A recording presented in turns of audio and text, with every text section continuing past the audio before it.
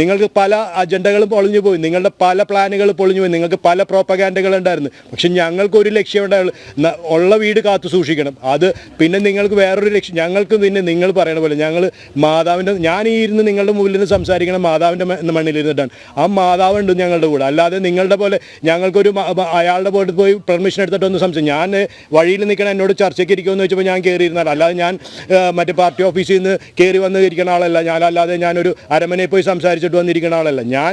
ഇവിടെ വീട് നഷ്ടപ്പെടുന്ന ഒരുത്തനാണ്.